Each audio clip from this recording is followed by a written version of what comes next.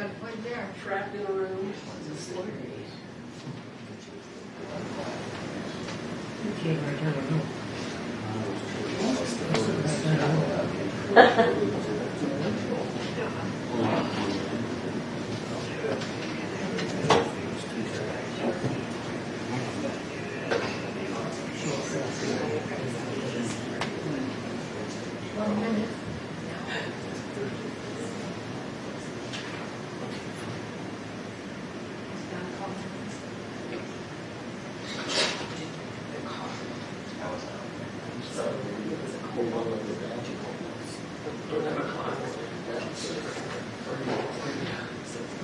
Okay, at 6 o'clock, I would ask you, call the meeting to order and ask you all to rise for the Pledge of Allegiance.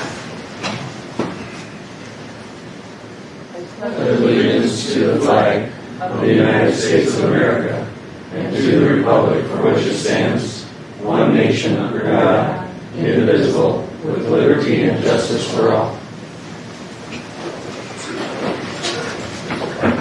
Patty, can we have roll call? Wanda, Here. Ryan, Here. Dan, Here. Don, Here. John.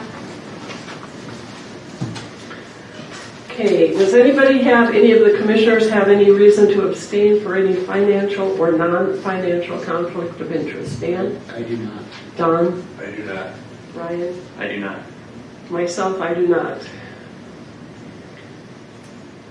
Do I have anyone who's interested in approving the agenda? I move approval of the agenda. Second. Moved by Mr. Kettering, seconded by Mr. Clemish. All in favor say aye. Aye. Anyone against? Nay?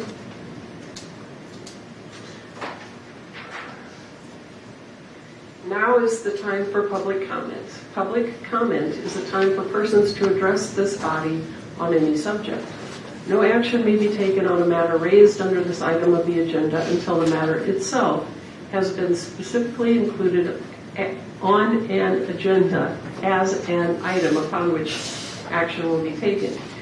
Each person has up to 3 minutes to speak. There shall be no personal attacks against any members of this body, county staff, individuals, or organizations. The chair has the authority to enforce this policy. Failure to adhere to these rules may result in forfeiture of the remaining speaking time. Do we have anyone interested in making a public comment? Hearing none, we'll move on to item number 5, Register of Deeds. Mr. Hunoff. Welcome. Thank you. Good evening. We had a pretty good second quarter in terms of fees collected and just general overall activity.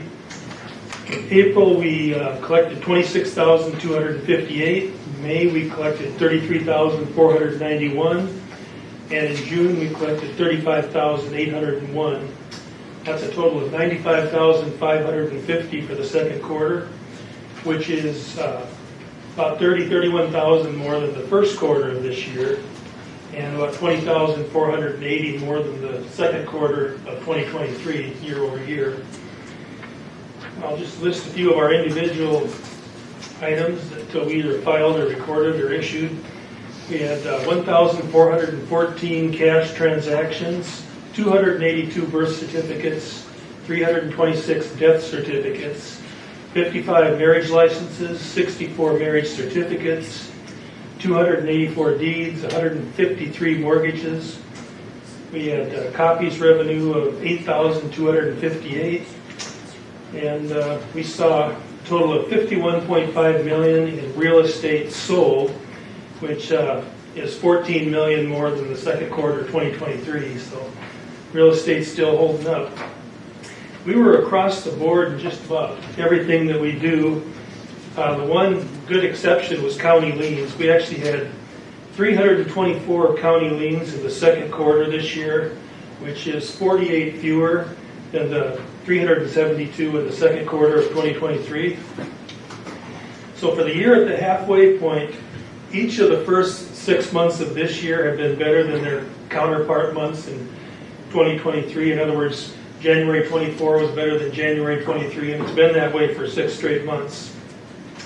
So we're on pace to generate at least $50,000 more in revenue this year compared to last year. And our expenditures have been about what we expected. We spent 49% of our budget so far at the end of June.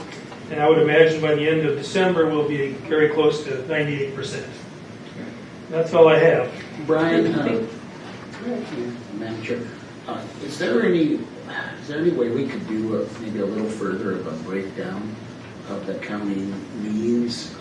You mean for versus legal? Well, like for, liens against the ambulance, just like what these liens are actually for. Are they liens for the county, or are they a mechanics lien when somebody does something? No, mechanics liens They're separate. That's a separate category. State liens and federal liens are a separate category. I totaled those up. We had a total of 32 of state, federal, mechanic liens in the second quarter. County liens are where we get the most of them by far. Okay. And what are the majority of those? About half are court-appointed attorney fees or legal expenses related to inmates or indigent people. And the other half are just kind of general indigent liens. Welfare relief, hospital bills for indigent people. Okay. Is there medical expenses for inmates. Okay. Would that be too much of a burden maybe to break that down a little bit? Certainly. And I think it's just important, for our citizens to see, how many of these, when they see a county lien, even I'm not sure what it is, but that taking care of the poor and the homeless people, that just almost exclusively falls on the shoulder of the county, because when somebody's sick or somebody gets in trouble with the law. So you would like it broken down to legal, hospital, ambulance, burials? Well, or just whatever is kind of convenient to maybe to show what that is, if that's something. Yeah, I can easily break down legal versus poor relief. Okay. Yeah, I don't think we've had any ambulance for quite some time. Okay, that's good. Okay, yeah, I'll start doing that. No, that'd be helpful just so that we can understand. And then, based on your experience, when we do get a lien, it's pretty unlikely that they ever get paid. Is that a fair statement to say? Patty could probably answer that as well as I, but I'd say less than 50%, maybe less than 30%. It's less than 50%. 20%, 10%? Unless now with the state's attorney having in there, they write up payment agreements. So that helps. I think it's over 20. Yeah. I'm not sure where it lies between 20 And we put a lien on property if it's owned, but the vast majority for somebody who's indigent would have no property. It would just be a lien for that person. Against so their name. there's really no way to do it. And even liens against property, that would only really take place if it's transferred at some time in the future. Right, or if that individual decides to Yeah. buy a house at some point, they Sure. would have a little leverage to get that lien collected. Okay. Thank you. This is very helpful. I don't have any questions, and I move approval of the report unless any of the commissioners have a question they would like to ask. Second. Motion by Klimish, second by Heine to approve the Register of Deeds second quarterly report. All in favor say aye. Aye. Thank you. Appreciate all you do. Anyone against, nay? Hearing none, motion passes. Sheriff Chrissy.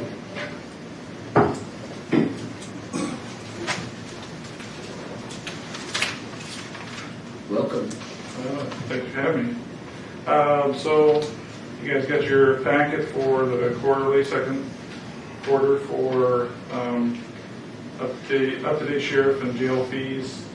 I'd like to point out on the jail billing for the June, since we're up to date, under the U.S. Marshal holds, I think we're just shy under $500,000 for revenue.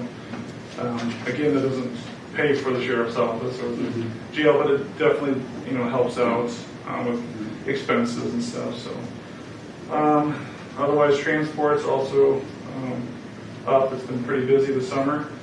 I think last week in the jail, we could house up to about 120 inmates. We were at 116. So the courts were kind of delaying some stuff a little bit. So we were kind of running around quite a lot.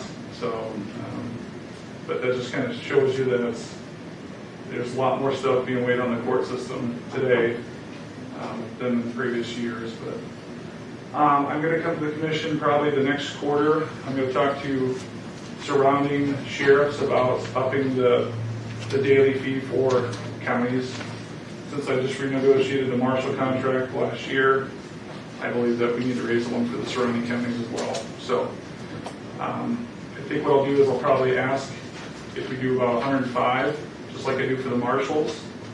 I do want to point out that Cottington County raised their fees to $135 a night for inmates for counties, and they don't get anybody now. So other counties are shipping them to other places. So I don't think we should go Too high. but I think it'd be fair to say 105, but I'll come to the commission. What is it now? About $85 a night.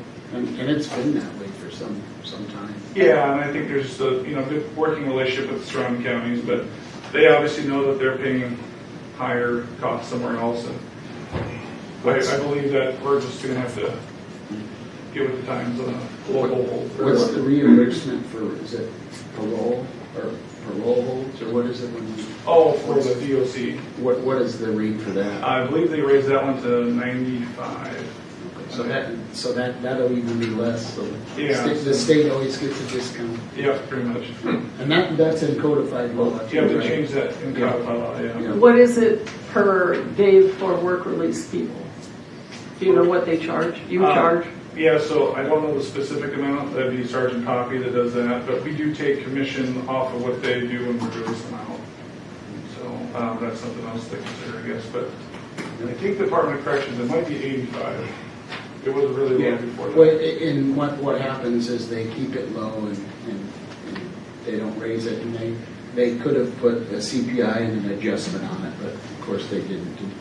And, that really doesn't give the state a lot of incentives if they can get an extra cheap rate to keep, really, for all practical purposes, their inmates in our jail, in some cases, for less than it costs us. And we lose money on it. And just point that out to the citizens that they may make sure they put it in codified law. So they'll be the cheapest inmate in their whole facility will be the state inmates on violation. And the issue I see a lot of times is that when people are on parole and they're out and about and they're seeing a parole officer, they're under DOC care, but then they commit a crime, so then they get state charges or local charges for us, and then they're being housed under us, and we're paying for that even though they're being released on DOC. Yep. So then they won't and if they put a DOC hold on, What do you charge for a parolee who has a parole hold on? Do they get the state rate, or are they Yankton County's free rate? yeah. Well, if they violate parole, but they're not charged with the crime, then we'll get the DOC rates. But in most cases, the high majority of them, they're out and about in the community, they commit another crime, so they get charged, and then they're under our rates. So, Which is, but if they violate them under DOC, then they'll do a DOC hold. and then it'll take quite a bit of time for them to re-get charged, go through the court system. And even after they get charged, it takes a while to get into the state pen as well, right? Yes. All on our dime. So. Yes, and they'll buck the system. Not unless they bond out. Yeah, or if they can't do it 24/7 because they're under DOC care. If they've already violated their thing, they're finding a permanent home. So, but if you guys have any questions about it, like I said, I have talked to the jail administrator, and we're going to come forward to you guys with a proposed, probably $105. I didn't put it on the agenda, but I'm just going to kind of let the surrounding counties know that we're going to look at raising the fees. Well, I think it just makes sense. It's been at that rate for a long time, and pay's gone up, food's gone up, everything has gone up, and that has to go up too. The group that we were just talking about, how many a year would we have? Oh, for DOCs? Yeah, that we end up. That I don't know. It just all kind of depends. It doesn't help that we have a trustee unit, and for the most part, a lot of those people in the trustee unit, they're on the verge of being flatlining their time, so they're usually pretty good, but then there's some that just can't figure out life, and then they want to spend it with us. a little bit longer. Now was that House Bill 1092 that passed, where if there's a crime committed at the trustee unit, now the state has to prosecute that? Was it?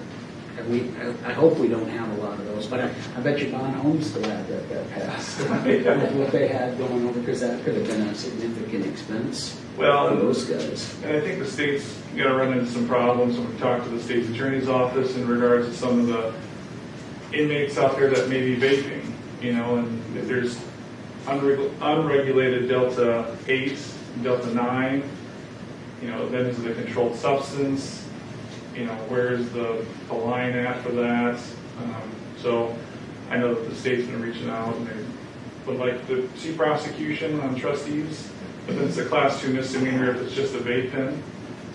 So then we got to pick and choose your battles there, I guess. But Have they, Rob, have they got clear guidance on the prosecution for state inmates on state facilities yet? I know it's pretty new, just July 1st, so I'm sure that's developing.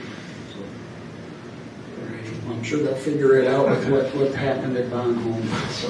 yeah. All right, do I have a motion to approve the Sheriff's 2024 second quarter report? Second. Moved by Commissioner Kettering, seconded by Commissioner Heine. All in favor say aye. Aye. All against say nay. Hearing none, motion passes. Thank you very much. Yep. Ambulance. And we have a PowerPoint. Okay.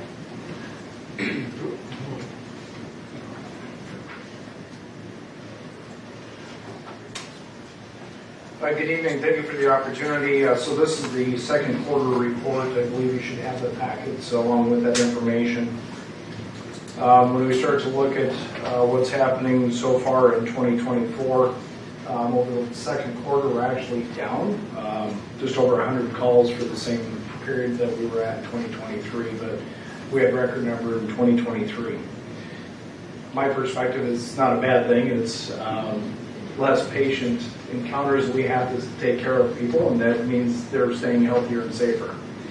Along with that, there's been some changes that we've been working on over the last several months, and I'd actually like to give Sheriff Chrissy some kudos.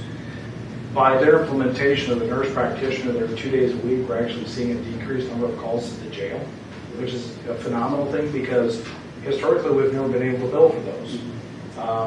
Sheriff Chrissy and I have actually sat down, and numbers from 2023 would roughly have cost us about $76,000 in what we could have billed. We're not seeing those numbers, and so that's been a benefit. Another reason that we're seeing a decrease in call volume is we've worked with the hospital, the Corps, law enforcement, and so folks that we're traditionally called for, intoxicated individuals, they want a medical release before they can go, so we would get called home to the hospital. The hospital has to deal with them before they go to the Corps. We've kind of mitigated that issue, and so law enforcement is now just kind of picking them up and taking them to the Corps, leaving those other two assets out, which is beneficial to everybody in the community as well. So currently we're sitting at about 544 calls, still not bad. We're averaging 140 to 150 per month, which is pretty common for our call volume here. When you start looking at some of the other numbers that we're doing, the number of transports, so out of that 544, we had 348 transports over the 91 days, which is statistically that's about where it falls, about just over 60% transport volume. The total number of transfers, and so when you start including patients coming out of a very Sacred Heart Hospital going to other facilities, we had 53. We've been working closely with the hospital to ensure that the viability of us being able to transfer the folks out. Going back 5 years, I started to look at some numbers just so I could have a better historic perspective, and our overall transfer numbers are significantly less. And it's not one-sided of we just aren't doing the number of transfers. The larger facilities in Sioux Falls are also saying that they need to own up and take some of these patients. And so they're not sending out as many transfers, or they don't have that availability, and so that's a portion of why we're seeing a decrease in those overall transfers. So, and then the nuts and bolts of what everybody's interested in. So from the second quarter, you have a charge summary of what we actually charged for. The overall volume was $414,656 and just some change.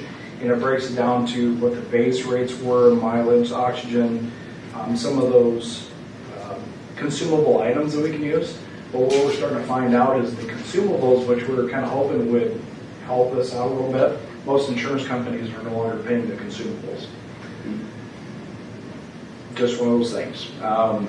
Do they have a reason? Did they give you a reason? I mean, just because they hold all the cards and can do what they want, or do they have a reason? And it's They're just, starting to follow more of the Medicare, Medicaid. and that just puts the department inside. I mean, it's something that you have to utilize, and it costs, probably not a lot, but it costs something, and it's just something that you can't bill for. It seems like it should. To an extent, I mean, we can make it up in other ways, I believe, but we just trying to find that avenue is what we're working through right now. So that's what I have for the second quarter numbers in the packet that you currently have. The second half of what we're going to present on tonight, I'm going to invite Troy Kalman up to the podium. Troy did a really nice job of putting together a PowerPoint for you folks, so you can see the numbers, which is exactly what you asked for, Dan. Of all the Class A cities. I was actually out of town all last week attending a training seminar in Brandon along with Fire Chief Tim Linke. And so Troy did a really nice job of stepping up and putting this together, so I'm going to let him present and then we'll answer whatever questions you have. Thank you, and good evening to all of you. Over the last few meetings we've been talking a lot about numbers and percentages and this and that, and so Dan had asked us to kind of put some specific numbers together and looking at some comparisons with other South Dakota Class 1 cities. So that's what this is all about. The printout that I just handed out to you is this PowerPoint presentation, so you can kind of follow along on that.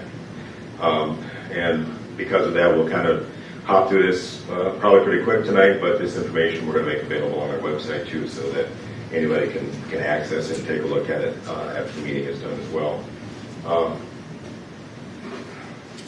There are 18 Class 1 cities in South Dakota. We talked about that before. They're all listed there on that first slide, and that's kind of showing a comparison of what their staff looks like and the provider levels that they have compared to what we have. As you can see, almost every one of those cities has full-time staff. The ones that are grayed out on those lines are Class 1 cities that do not have their own ambulance service. Box Elder is covered by Rapid City. Harrisburg and T are covered by Sioux Falls. The ones that are colored in more of a light orange, those were the Class 1 municipalities that did not participate in our survey, so we just gathered that information on what we knew about them. What color was it? The ones that are in orange, Watertown, MedStar, and Madison did not participate. All of the rest of those up there did participate in our survey that we put out for them, and so the information is accurate. You can see that almost every Class 1 city in South Dakota has paramedics that they employ, with the exception of Huron. The rest of the provider levels kind of vary by town. Every city provides either ALS or BLS care, advanced life support, or BLS, basic life support, with the exception, again, of Huron. They provide BLS only. They do not have paramedics in Huron. And just about all of them, as you can see, cover their city, their rural areas, and some small towns around, very similar to the way that we do it here in Yankton. This is showing on the next slide, which is on page 2 of your handout. It's showing that those same cities, their primary funding, and that varies just from city to city. We have Patient Care EMS in Sioux Falls. It's a private national corporation. Patient Care EMS also has sites in Florida, Texas, and New York that they staff ambulances, and Sioux Falls is just one of their cities that goes along with that. So they are a private national corporation. There are some towns that use just city taxes only, some that have city and county taxes, And as you can see, Huron is the only one that uses their building revenue only as their funding. As far as other funding goes, almost every Class 1 city does actually rely on building revenue the same way that we do to also have more revenue. Are there any, with the exception of Huron, are there any Class 1 cities that don't participate in this besides Yankton in the funding? What did you say, Dan? The fund, is there any Class 1 cities, I guess with the exception of Yankton and Huron, that don't participate in funding the ambulance? As far as the cities go, I believe that Bellefouche is county taxes only down there at the very bottom. Other than that, it's either a hospital system or a combination of city and fire department. And you can see their billing types there. Some of them didn't answer whether their revenue and funding exceeds their expenses, but most of them answered that no, they do not. A few answered that yes, their funding does exceed their expenses. And different types of billing. We have their parent company, third party, in-house. Some of them were unknown. Some of them rely on the hospital system. Isn't the Spearfish one a non-profit 501c3? Spearfish, they didn't indicate that. They said that they do rely on city and county taxes. Could you check on that one? Because the reason is because I spoke with that guy and that's what Yeah, we'll- told me it was a 501c3 non-profit. So appreciate that. Yep, we'll check into that. There were actually 3 Class 1 cities that really kind of caught my attention that I wanted to just kind of highlight here just a little bit. One was Mitchell, because Mitchell, city and county, is the exact same size as Yankton, but their setup is completely different than ours. Their ambulance is under the fire department. They have a full-time fire chief and fire marshal. Their chief is an EMT, their marshal is a paramedic, but they do not get involved in any coverage of the ambulance. They simply run the fire department. They have 27 full-time paramedics up there, 5 part-time paramedics or EMTs that run 24-hour shifts. So if they were paying their wages similar to ours, their costs for just wages and benefits would probably run in the $2.5 million range per year. 24-hour shifts, they have 6 to 8 employees per shift. The big difference there is that they only staff 1 ambulance around the clock. They only staff 1 ambulance. However, they do have the fire department employees there, so if another ambulance call comes in, they would just pull them off of the engine and put them on the ambulance instead. However, that leaves their engine short in case there would be a fire call, so they try to just staff that 1 engine. And actually what happens is once their ambulance goes out on a call, they start making phone calls to off-duty employees and say, hey, the ambulance is out, can you come in and cover in case another call comes in.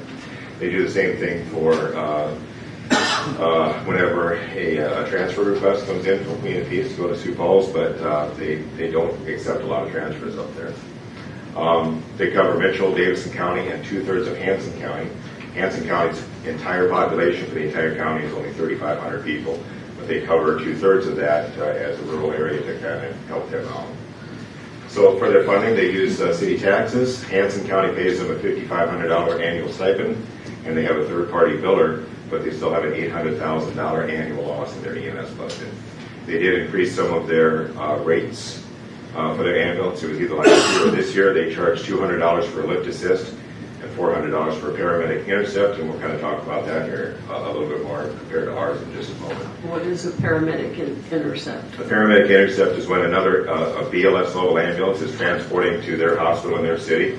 For instance, for us, if Crofton had a BLS ambulance that was transporting to Yankton and they requested a paramedic to take care of their patient in their ambulance until they got to the hospital, that's a paramedic intercept. We charge $315 for that. They charge $400. They have been having recent discussions of forming a rural tax district up there. It would not include the city of Mitchell, but possibly the rural areas. But it's only discussion at this time. They're not taking any action on it. Sturgis was the other city that I found interesting because it was the only Class 1 city that I found that actually has an agreement with a rural tax district. They don't have their own tax district. We'll talk about their tax district in a moment, but Sturgis serves a population of 10,100 citizens. Their city side is privately owned and their rural side is funded by the tax district. The latest statistics that they had for 2021, they did 2,117 calls for service, which was very similar to our call volume for that year. They billed $1.5 million. They received just over $1 million back in, but they still made a $168,000 profit. The reason is because of that revenue that they've got at the bottom of the screen there. They have contract revenue. They get paid annually $31,500 from the hospital. They get $100,000 from their jail every year. And that year, they got $63,000 from the Meade County Rural Ambulance District. They did receive $110,000 from the city of Sturgis, and they received $1,208 from Lawrence County, which is their neighbor right to the west. And they probably run some ambulance calls in Lawrence County as well. So that 63,000 from the Meade Rural Ambulance District, that is a property tax, right? Property tax ambulance district. Yes, and we're going to talk about that next. It's right there, the Rural Meade County Ambulance District. There was a Rural Meade County Ambulance that was established in the mid-1990s, and they dissolved in 2020 because they only were running about a couple of dozen calls a year in Rural Meade County. Even though Meade County is the largest county in South Dakota in area, it is 3,500 square miles compared to Yankton County's 500 square miles. It's 7 times larger than Yankton County. They were only running about 25 calls a year. They couldn't get volunteers, and so they decided to dissolve. They tried to vote on a rural tax district in December of 2018. It failed, 46 to 54%.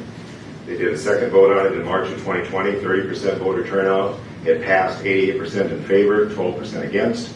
The reason it passed the second time is because the voters felt that they were more informed about the tax district. They have an estimated 2,000 to 3,000 members in that tax district. They charge $75 per household annually, and they charge $150 per business in that tax district annually. That's how they raise their money. And they fund Sturgis in the western part of Meade County and Faith in the eastern part of Meade County, and those two ambulance services together cover that area in rural Meade County to cover their calls. The other ambulance service that kind of caught my attention was Huron. It's the only Class 1 city that runs volunteer only. Their ambulance is an independent corporation. It is not affiliated with the city, the county, or the fire department. It's an independent corporation. They have 12 volunteers approximately that run their ambulance service out there. They are paid $50 for a 10-hour call shift and another $30 per call. I put those numbers together and figured that their wages, they pay out about $165,000 a year for their ambulance calls, with 1,500 ambulance calls annually. But a quarter of those ambulance calls are medical crew transports. That's just simply them running out to the airport, getting a flight crew to go to the hospital and pick up a patient to fly out back to Sioux Falls or another bigger city. They actually do less than 100 interfacility transfers on ground, and they decline 35 to 40% of them. And their director did say that they had previously, for about a period of about 5 to 7 years, he couldn't exactly remember, but he said they previously declined all interfacility transfers just because of the lack of payment. They weren't getting paid appropriately enough to cover their expenses, so they just told them for a long time they were going to do it, but they now do it if they have the staffing for it. And interfacility transfers is going from one hospital to Correct. another one? Yes, interfacility means that they're going from the hospital in their city to another hospital in a bigger city like Sioux Falls, here, Aberdeen. So they must have worked out an agreement with the hospitals to do that? He didn't specifically say what it was that brought them back into that. Could you maybe find that out? Because that's an interesting concept, because right now we just rely on the billing for the insurance of the person to pay for that. Mm-hmm. And if they have developed some sort of an agreement, I think that's something we could look into. Okay, absolutely, we can get more information on that. There are 4 ambulances that are housed at the Huron Fire Department, and even though they're volunteer ambulance service, they have 9 full-time firefighters.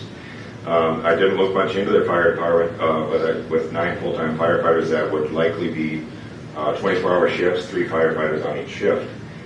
The odd part about this is that the firefighters respond to the in-town calls in the ambulance. The firefighters are not EMTs, they're just first responders, but when the call comes in for an ambulance, they get in the ambulance at the fire station, they drive it to the scene, and then the volunteer EMTs drive to the scene in their personal vehicles, and they take over the call, and then the firefighters drive those personal vehicles back to the station.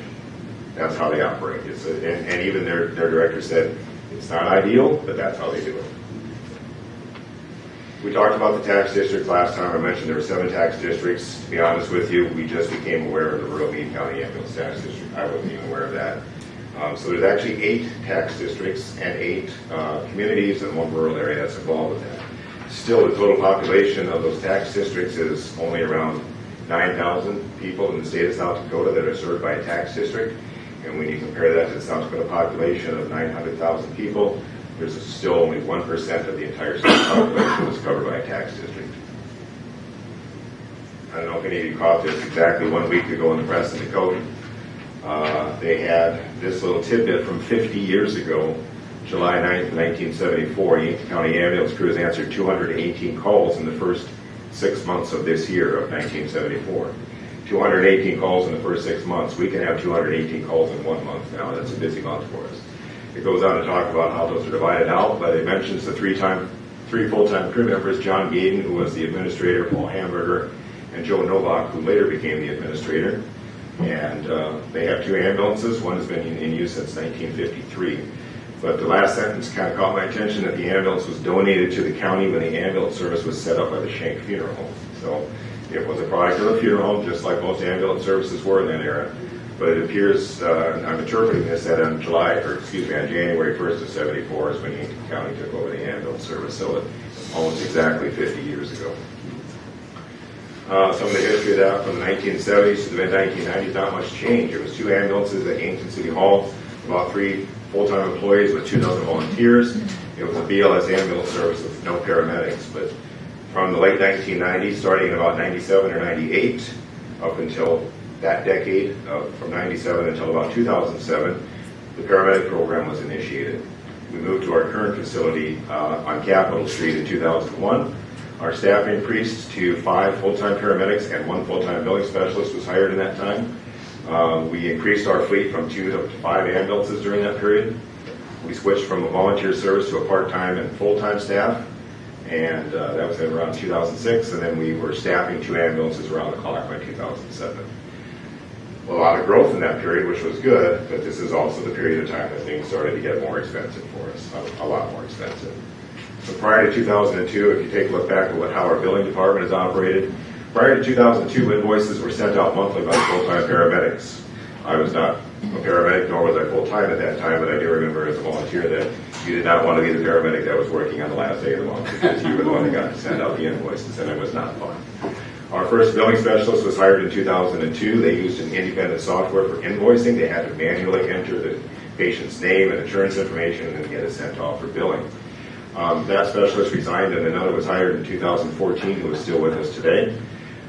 We still use that independent billing software until 2020, and then that ambulance task force recommended going to a third-party billing at that time, which we did. Issues were discovered with the third-party biller early in 2023. That decision made to switch back to in-house billing. ESO billing, which is what we have switched back to for our in-house, went live in January of 24, and that is integrated directly from our report writing software. So the paramedic gets done with the call, writes the report in ESO software. Then when they lock the report, it goes to billing, and much of that patient information is already entered in that form. Billing just has to make sure that they have the billing information entered into that software, and once they do that, then it goes on and goes to billing from there. We also brought a second full-time billing specialist on board in January of 2024. You remember that was Maria, who was downstairs when that office closed, and she came over to help us out. That's been a big help. But we also have a part-time biller over there, Lisa Vanazzo, who used to be in Rob's office. She's been helping us out part-time, and has really helped us get caught up as well. That's a list of what we charge for our services right now, anywhere from $75 to a lift assist up to $1,837 for a specialty care transport. That means that we have somebody that we're transporting from Yankton to Sioux Falls, and instead of just a paramedic in the back, we'll have a nurse back there. So that's specialty care that they're receiving, and we can bill that much for that. At the bottom are our standby rates for standby, like specifically football games. We bill $100 an hour for the ambulance to sit there. If it's something like a wrestling tournament or something that they want just one personnel there, we bill $50 per person per hour. Our payers by percentage. We've talked about this before. Medicare is our biggest payer. They pay 43% of the calls that we bill. Our next biggest payer is commercial insurance. Blue Cross Blue Shield, Avera insurance, all the private insurances are making up 29% of what we're billing. The next biggest piece of the pie after that is self-pay. That's people that are uninsured, that aren't going through insurance for paying on their ambulance bills. Medicaid pays 8% of that. The Veterans Administration and TRICARE together pay 3%, and Workman's Comp makes up that final 1% of our payers. Troy, in self-pay, does that cover people who don't have insurance? Yes. Yes, it does. That's pretty significant. I mean, that's either people who don't submit it to their insurance company, or is that people who have no insurance? It could be Is either that one. broken down? Do you run into, I would assume that if you had medical insurance, you would utilize it. Yeah, So- I think most people do utilize it. So I mean, would that, if we can go back a second, would that be safe to say that's people who have no insurance? Yes, that's going to be the vast majority of that category is people who are not insured. Have you seen any growth in that slice when you were putting these together, or has that remained fairly consistent, or? You know, this is basically information that I had from 2022 when this information was put together for us from our third-party builder at that time. I haven't looked back to see if that's really changed a lot, but I think it's been pretty consistent within a few points. Sure, thank you. I just wanted to give you some example of some actual billing, and this is billing that's being done by us in-house right now. The left column, date of service, all of these calls took place in January of 2024. We had an interfacility transfer to Sioux Falls for a medical patient. We billed Medicare the amount of $2,656. Medicare paid us $1,064, or 40.1% of the bill, and that's all we get. We can't bill the patient beyond that. We have to accept that assignment. We had a 911 trauma call for a Medicaid patient, South Dakota Medicaid. That was billed $877.80. Medicaid paid us $258.86, or just under 30% of the call. That's all we get. We can't bill the patient anymore for that. We have to accept that.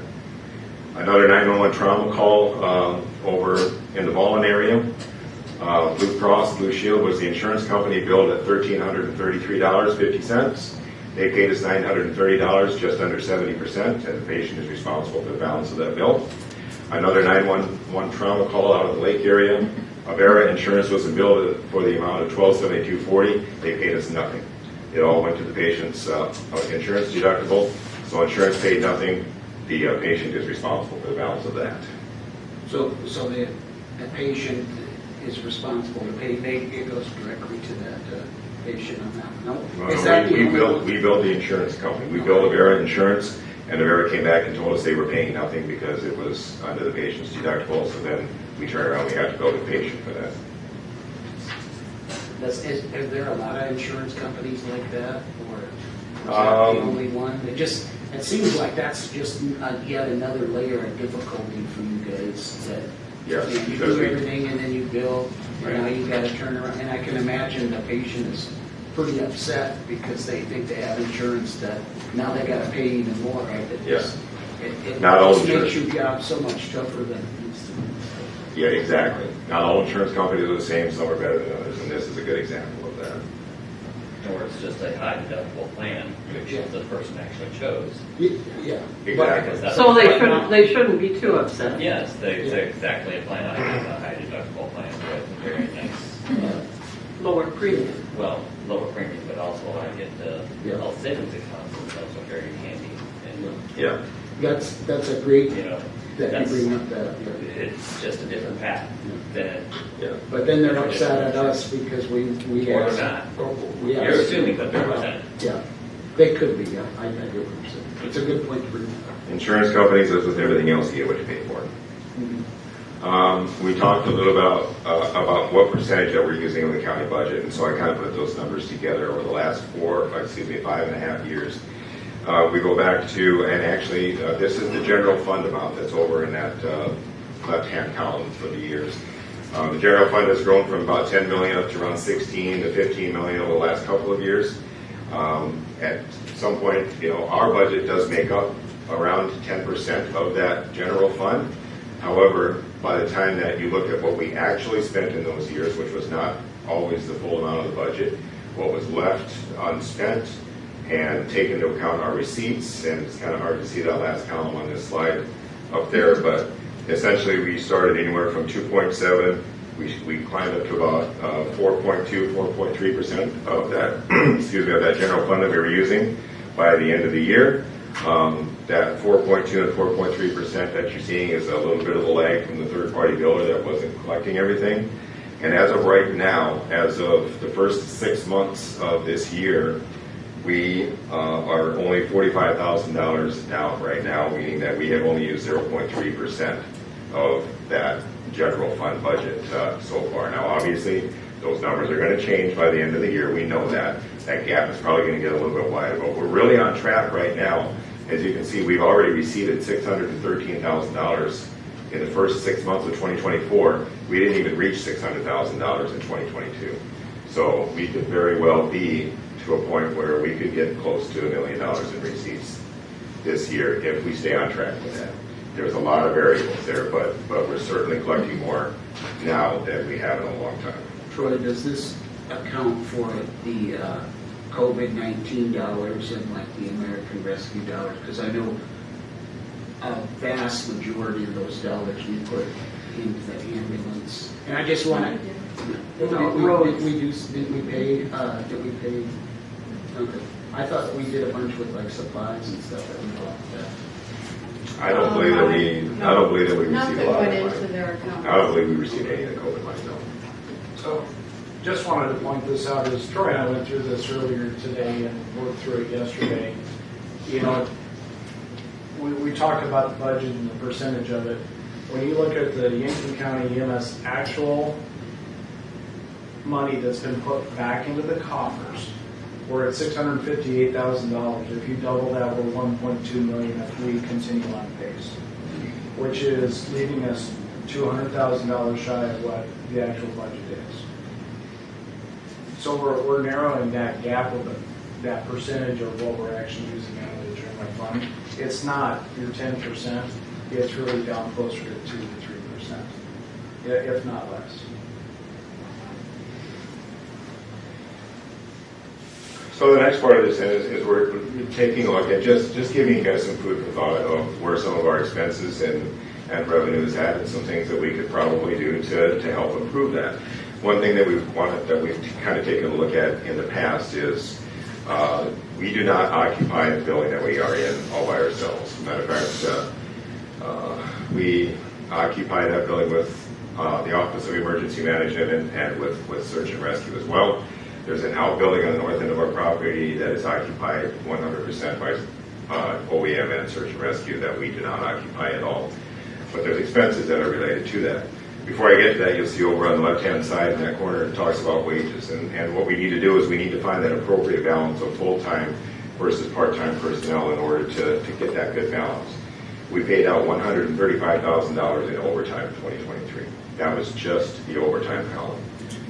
That's because there was not quite the right balance, and we were losing some employees and not able to replace them real quickly, and so a lot of the employees had to work overtime, and that just drives that cost up. So there's a balance there, and we're working towards that to make that a better balance. The EMS budget pays for almost 100% of the utilities in both the building that we're in and also the outbuilding. We'll take a look at that here on the next slide, but you can see down at the bottom down there that when you divide up, on the picture up there, you can see where it says ambulance in red. That's the side of the building that we occupy. On what is the top of the picture there, the top of the building is the north side of the building where it says OEMSAR. That's the side of the building that they occupy. And then again, that outbuilding, they occupy 100% of that. When you add all of the square footage, it's almost perfectly even, 51% to 49%. So we took a look at the utilities for last year. Let me go back to this because you see in kind of that bluish color there where it says Burlington Northern Santa Fe property, we actually pay to lease that every year. And you can see that our building is completely on that property, and then we also have half of our parking lot that's on that property. Everything north of there is Yankton County property. So we pay Burlington Northern an annual lease of almost $2,000. We paid all of that out of our budget. City of Yankton for water and sewer, we paid all of that out of our budget. Excuse me. Jansen Garbage, we have 2 dumpsters out there that they collect a couple of times a week. We paid for all of that garbage disposal. Mid-American Energy for natural gas, we paid all but $269 of that because that does split off a little bit. Paul's office is actually on its own area where it can be separated off from that, so he does pay that, but we pay everything else. There's no natural gas that's out of that outbuilding. That's all electric. It is heated by electric, and we pay all of the electric bill, which came up to $10,000. So the percentages on the bottom, you can see we're paying 98.7% of the utilities in that building, and Search and Rescue OEM paid 1.3%. Now, we have no problem with that. it's all coming out of the county budget, but it's just one of the reasons why there was $21,300 that were paid for utilities last year, and we paid the vast majority of it out of our budget. And so that's going to hit us instead of another department. And that's one thing that we just wanted to have an awareness of. Another thing, as far as our revenue, we could take a look at increasing some of our rates. Right now, our lift assists, we currently bill at $75. Those are not covered by insurance. We can't bill insurance when we do a lift assist. When I talk about a lift assist, I mean when somebody calls 911 and says, help, I've fallen, but I can't get up. Yeah, exactly. Just like on the TV commercial. And we go to their home, we help them stand up. They're not injured, they don't need to go to the hospital. We just have them sign a piece of paper that says they don't want to go to the hospital, and we leave. And we charge them $75 for that. No insurance company will pay that, so we just bill it directly to the patient. Mitchell right now bills $200 for the exact same call. Huron, the volunteer service, bills $150 for that. I think that's becoming a pretty big chunk of our calls out there. 10 or 15 years ago, we rarely did lift assists. We rarely did them. And it's just kept increasing, and now we probably do a couple of lift assists a week probably, at a very minimum. Troy, when did we raise that in 2019 or 2020? When did we raise? Because had been lower than that, and we had raised it. I can't remember what it was prior to that. If it was 25 or 50 or what it was. We never charged for lift assists until around 2015, and we started charging $50. And then we raised it, you're right, we raised it to $75 probably right around that time in 2019. I think it's a good service to offer the citizens Who fall down. Well, I mean, and it keeps our older residents in their homes longer. Yes. Everything we do, but maybe it's time to revisit. Yes. We're providing a service. We're providing a service, and we're undercharging what other services, what other ambulance services are charging for it. And so that's something where we could probably meet that minimum just a little bit better. Fixed wing transports. When a medical airplane lands out of the airport to come to the hospital and pick up the patient, we have to go be their taxi ride. We have to pick up their crew and their stretcher, give them a ride to the hospital, and we charge them for that. We're charging them $315 to do that right now. Mitchell currently bills them around $400. That's something that we can take a look at increasing. We talked about the standby time. We're billing $100 an hour currently. That's probably something that we can increase a little bit as well. Is that the football games? Yeah, football games and things like the rodeo on riverboat days, we do a standby for that as well, and everybody gets billed for that. Some of the other things that get a little bit stickier, but need to be discussed, and you need to be made aware of it. And Eric talked about a few of these things already in his quarterly report. We do a lot more mutual aid for law enforcement than we've ever done before. When they respond to assaults and strangulations, where somebody says that they were assaulted by somebody putting their hands on their neck, law enforcement automatically calls us. It's whether the person needs an ambulance or not, they call us to evaluate that patient, and 99.9% of the time we don't transport them, and if we don't transport them, we don't bill anybody for it. Non-injury motor vehicle collisions are kind of the same way. We get the police department may get a call for a non-injury accident, a fender bender. As they're sitting on scene doing their investigation, somebody might start complaining of some pain in their shoulder. They call an ambulance to come evaluate them. Again, 99.9% of the time, we don't transport those people, and we don't charge for that. So it just kind of ends up being, it looks as it's being written off. Eric mentioned that at the jail, we don't bill them because they are another county department. We did about $76,000 worth of services there in 2023, but we have seen a large drop off in that, the number of calls that were going to the jail already in the first 6 months of this year. And the county coroner is kind of in the same boat. We do transports, sometimes we transport from the scene to the morgue here in Yankton, and other times we transport from the morgue here in Yankton to the morgue in Sioux Falls so that an autopsy can be done. Best guess is that we do that anywhere between 6 and 15 times a year. It just depends on what happens during that year. But because they're a county department, we can't charge them anything for that. You saw earlier that we did a transport to Sioux Falls for a patient that was around $2,600. It wouldn't be that necessarily expensive in order to transport somebody to the morgue, but it's a loss because we're not charging them anything, and it's costing us money to pay our staff and for fuel and maintenance on the vehicle and that kind of stuff as well. So We've talked about the ambulance tax district. It would require a 60% majority vote of taxpayers in the district. There's just not enough information right now to know what the tax levy assessment would be, but we could need as much as $1.5 million annually or more, because once we become a tax district, we're no longer owned by Yankton County. Yankton County would have nothing to do with us. We would be operated by a board. We would no longer be employees. What would happen to the employees? We wouldn't have county benefits anymore. What would happen to the equipment, the ambulances specifically? Is it something that we would have to start over with our own equipment, or would the county want us to buy the equipment that we already have, such as the ambulances and the light packs and the stretchers? There's a lot of money worth of equipment there. And then the facility in itself. The county owns the facility that we're in. As I showed you, we lease the land from the railroad, but the building itself is owned by the county. What happens when we're not county employees anymore? Do we get to stay rent-free? Probably not. Or do we lease it to you? Exactly. Do we lease it, or do we go to a new facility?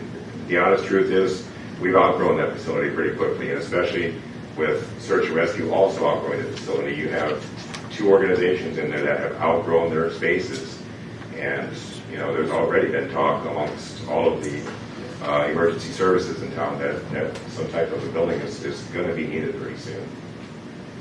So as we kind of move forward, our recommendations would just be to, there's been talk about a volunteer service, but that possibility just has to be dismissed. Our volunteer base would be too small. We have too much call volume for that. The increased response times would increase patient mortality rates in town. We'd be unlikely to recruit any advanced life support personnel and paramedics, which would result in a lower level of care for the patients we provide for. And we'd have to decline most of the inter-facility transports just because we wouldn't have staff to do it. So we just really kind of need to spend some time to collect facts on an ambulance tax district option and what that would look like. And as Eric mentioned before, we'd just like to reevaluate our in-house billing operations in the second quarter of 2025. That gives us a full year of operating and collecting that revenue, and that can give us some more accurate projections of what that's going to look like in the future. So again, we went through this as fast as we could, and this will be available on our website if anybody wants to view it. Our website is www.ycems.org, and I will entertain any questions you have. Very good presentation. Lots of great information. Do you have any idea? We all realize that a new facility is going to be needed. That's probably within the next 10 years, I would say. But would you guys agree with that? That's a concern. So I would agree regardless of what we decide, that needs to be part of the planning phase 2 is we've outgrown that facility, and that the report we got had some great information on call volumes are only going to continue to go up, and at some point you're probably going to have 3 crews on. Do you have any estimate, and I won't hold it to you, a facility that would function? I mean, that's probably a $10 million facility, would it be less? And it depends on how many organizations are willing to go in on that. Well, that's a great point. And can we look at partnering now to do something like that? That's an excellent point. We're going to discussion of partnering. Would the ambulance service be able to utilize, assuming that the ambulance service would be able to utilize the whole building, would that ease some of your stress? Certainly it would, yeah, if we could use the whole building. But keep in mind, it's a 100-and-some-year-old building, and it's got a lot of maintenance upkeep. The roof, we generally have problems with the roof every year. There's issues in the basement. It's going to require a lot of maintenance, a lot of upkeep in order to keep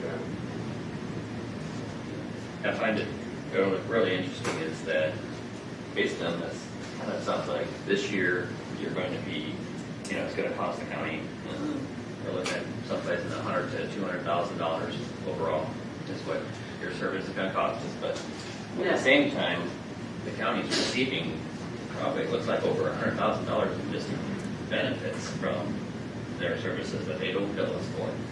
So there's when we start to look at the balance of what you guys are doing, it looks really good.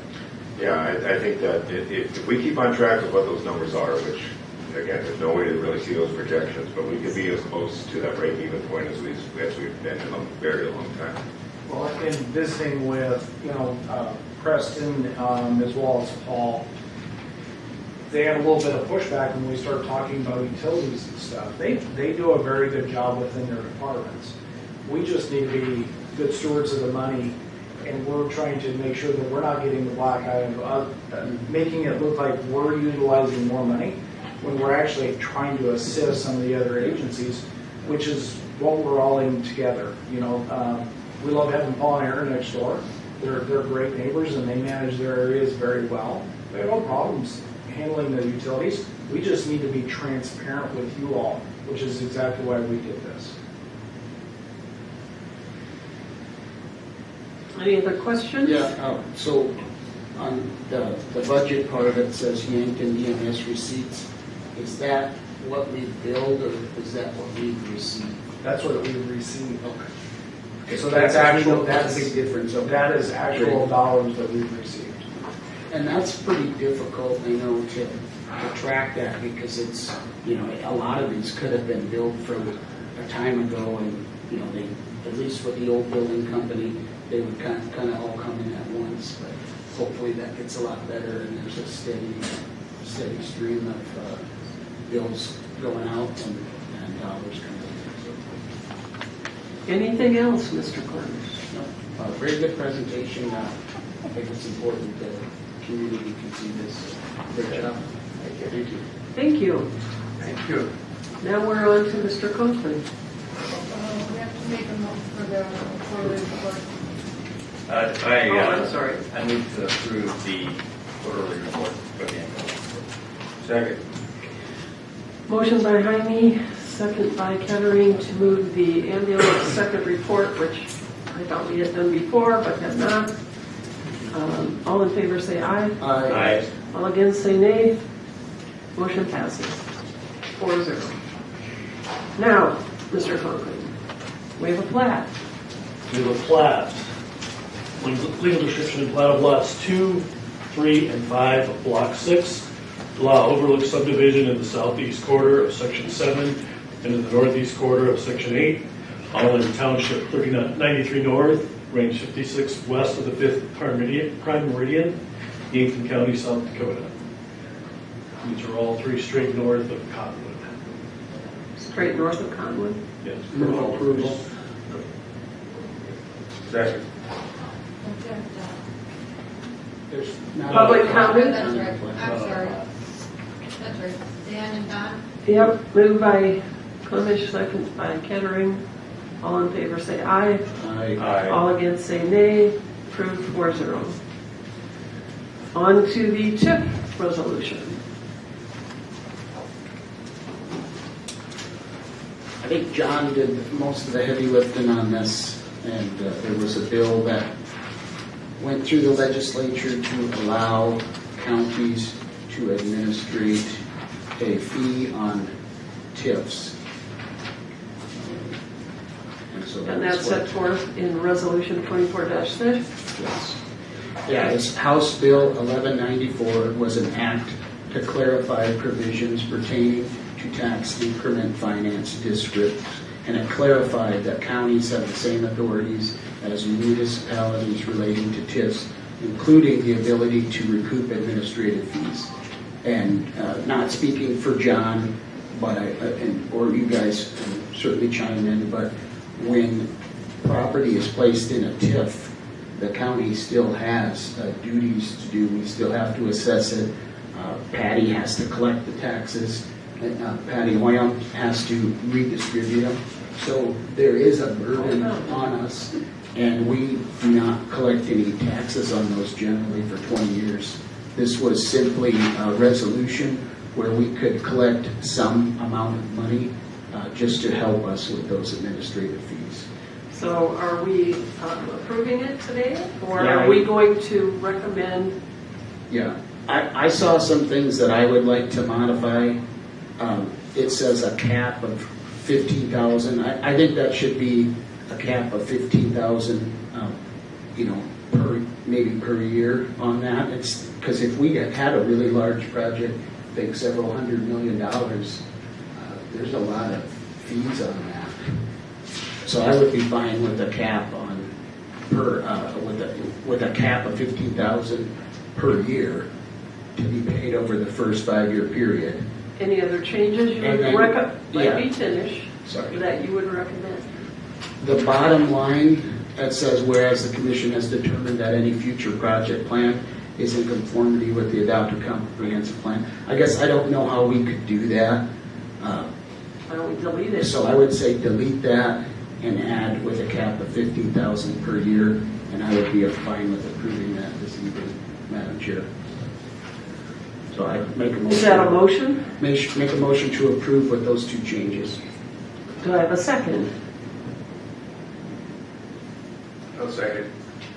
Motion by Commissioner Clemish, second by Commissioner Kettering. All in favor say aye. Aye. Aye. All against say nay. Motion passes 4-0. And Patty, if I could get a printout of that, I'll write out the changes and then we'll have John sign it when he gets back. That would work. Or does If you- if you- He's not here to sign it, so. If you hurry, I can sign it. Okay. All right, moving on to Yankton County Commission meeting notes for July 2nd, 2024. Need a motion to approve those? Move approval. Second. Motion by Kettering, second by Commissioner Heine. All in favor say aye. Aye. All against say nay. Motion passes 4-0. I need a motion to approve the July 9, 2024 meeting minutes. So moved. Second. Motion by Commissioner Clemish, second by Commissioner Heine. All in favor say aye. Aye. All against say nay. Motion passes 4-0. Now we're on to the June 2024 Auditor Treasurer's Report and Pools Cash Report.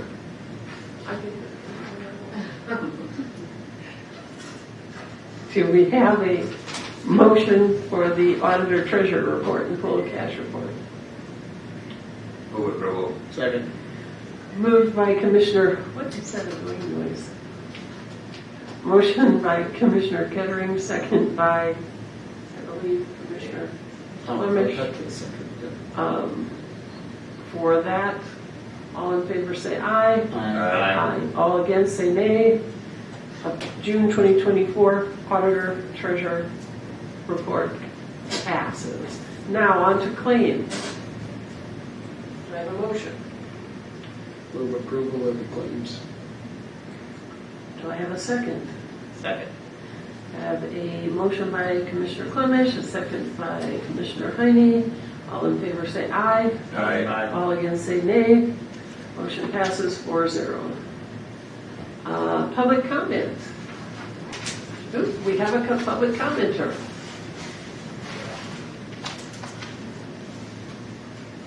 Yes, sir. State your name, please.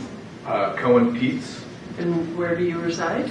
in Yankton at 804 East 12th Street. Okay. I would like to say good evening.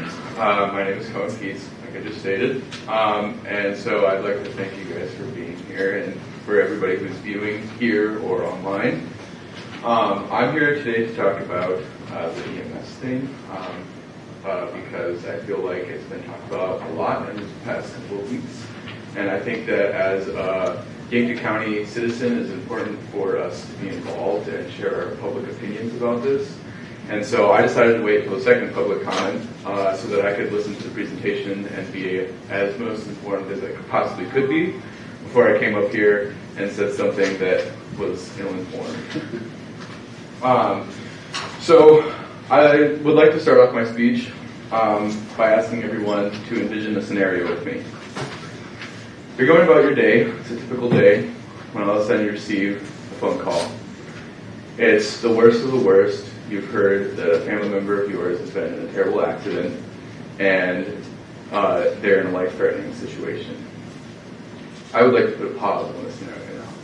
And I'd like to talk about some articles that I have read in these past couple of days in preparing for this speech. In 2021, NPR produced an article on Montana's State Department of Health annual report. The report read, 20% of EMS agencies frequently have trouble responding to 911 calls due to a lack of volunteers, and 34% occasionally cannot respond to a call. In a situation where an EMS agency, and these are volunteer agencies, if a situation where an EMS could not respond to a call, that means that they have to call another EMS agency that's nearby, which prolongs your response time, which can be damaging to someone who needs assistance from EMS. Okay, so let's move on, or let's move back to the scenario. So your family is in a life-threatening accident, and in a situation like this, it's no doubt that every single second counts. So in a volunteer system, if that time is slightly prolonged instead of having a full-time staff EMS service. We have mortality issues. Right, exactly. It raises the chances of a patient dying in transport or even before the EMS is at the scene, which is dangerous, very dangerous to the citizens of the county, very dangerous to anybody who is in a situation like this. Now, I would say in a perfect world, in a perfect place, I think a volunteer system is great. Unfortunately, at this time, not just South Dakota, not just neighboring states, all across the country, we are seeing a decline in volunteerism. And now, this isn't just due to the pandemic. Yes, the pandemic didn't help in that, but we've seen a decline in volunteerism since 2010, since the early 2010s. And so I think that moving forward, if we were to see an increase in volunteerism and it looked like it was more of a viable option, maybe you could entertain that idea. But I think right now, entertaining an idea of volunteerism is probably not a great idea, just because people aren't willing to volunteer anymore, which is a large problem in my opinion. And one last thing before I'm done, I would like to read the Yankton County Commission mission statement. This reads, to provide citizens with high-quality public services that create a foundation of trust, unity, safety, and collaboration. And now moving forward with this, I ask that before you come to any conclusions, make any decisions, are you upholding that mission statement? Thank you. Thank you. Any other public comment? Not, somebody might be coming. I'm a little slow. Okay, I didn't know if you maybe were not coming, just leaving. We'll pause. I'm going to call McDonald's just to take a while. My name is Bob Light, a lifelong resident of Yankton County. I've talked to you before on this issue. First of all, I'm a taxpayer. I turn around and paid real estate taxes in the county. I turn around and pay taxes to a school district, which I do not have any children in. A few years back, they started up a tax district for the fire departments in the rural areas because they weren't getting enough revenue. Right, I'm perfectly happy to pay that. Especially when they came and put the fire out in their blazer when it was burning up on the highway. I turn around and come, I know this is from all the towns around us, Lesterville, Fallon, Gayville, all these people come to Yankton and pay taxes. We pay a sales tax, we pay a bed and booze tax, which I've got no idea how they're spending, but they need it, they asked us for it, and they got it. Now we have a situation with an ambulance service which I think is far more important than the other items I just mentioned. I personally have used the Yankton County ambulance when I was transferred from Sacred Heart Hospital to Sioux Falls for my heart attack. I know how important it is. I wish the guys stayed here. They could tell them to buy an ambulance with some kind of suspension in it. Because that road wasn't very much fun going up there. The point is, if the city wants to help us, if some other entity wants to help us in the hospital, they have to know what the cost is. We've done a lot of talk about ambulance this, ambulance that. What's it going to cost them? What's it going to cost the taxpayer if this passes through? And in closing, we're coming really up on the deadline where we could get this on the fall ballot. I don't know what a special election costs, but I'm sure it's not cheap. Why throw that money away? Let's move forward. If somebody comes up with something to help you alter your main side of what you're doing, fine. You can always adjust. The election and the project doesn't have to coincide. If you can adjust it a bit, maybe you can make an adjustment. You don't need the election. But nobody knows unless you tell them what it's going to cost, how are you going to do it, and what's going to happen afterwards. Those are all questions people out in the public are asking right now. They heard about it, but it's going to be nothing. Oh, it's going to be $1 million on everybody's tax property. They don't know. Give them that information. Thank you, Jim. And Chairperson. Thank you. Anybody else? With that, public comment is closed. Do we have any commissioner updates? Mr. Clonish? I do not have any at this time. Mr. Kettering? I do not have any. Mr. Heine? Just getting more, collecting more problems with IT and stuff, and we do have some solutions in the works that we'll be presenting here soon. So. And I have none, and Mr. Marquardt has none, because he's not here. With that, do we have any poor relief? I see Mr. Clemish, Mr. Robert Clemish shaking his head in the negative. Given that, you gotta wait your turn, Mr. Clemish. Mr. Daniel Clemish. Do I have a motion to adjourn? I move to adjourn. Second. Motion by Commissioner Heine, second by Commissioner Kettering. With that, we're all in favor, say aye. Aye. Anybody against, say nay. Motion passes 4-0. We're adjourned. Is it Cohen or Colin? Cohen. If you would be interested, I'm sure they would take some volunteers.